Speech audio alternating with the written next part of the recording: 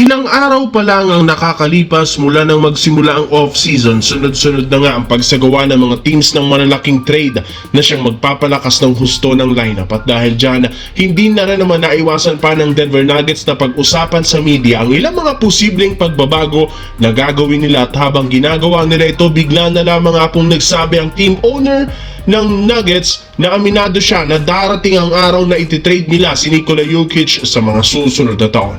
Dahil sa simpleng paglabas lamang ng ganitong klaseng balita, may pinalikin nga ito ng mga fans at mga analyst matapos nilang sabihin na kung sakali man nga pong i-trade ng Denver Nuggets si Jokic, ang Los Angeles Lakers nga daw ang unang team na siguradong kukuha dito dahil kay Luka Doncic. Pero aminin man natin sa hindi, matagal pa naman ang ating hihintayin bago ito mangyari since wala nga balak ngayon ang front office ng Nuggets na ipamigay si Nikola Jokic sa kahit anumang kupunan.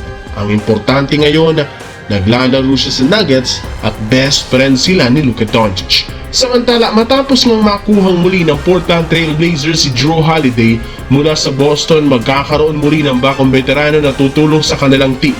Ngunit base sa balita, wala rin namang balak ang Blazers na panatilihin si Holiday sa kanilang lineup. Ibig sabihin, ititrade ulit nila ito sa ibang kupunan para makakuha ng mga bagong draft pick. Hindi rin naman sila mahihirapan na gawin ito since maraming ang teams ang interesado kay Jrue Holiday at interesado sa kanyang serbisyo at willing magsakripisyo para makuha lamang siya. Ayaw rin naman ni Holiday na maglaro para sa Blazers. In fact, sobra nga itong nagalit matapos niyang malaman na ipimigay ulit siya ng Celtics sa Blazers. Kaya hindi talaga malabo na lumipat ito. At isa sa mga teams na posibleng makakuha sa kanya ay ang Golden State Warriors na nangangailangan ng isang legit defensive guard na aalalay kay Stephen Curry sa kanilang backcourt para mas maging competitive sa kanilang magiging kampanya.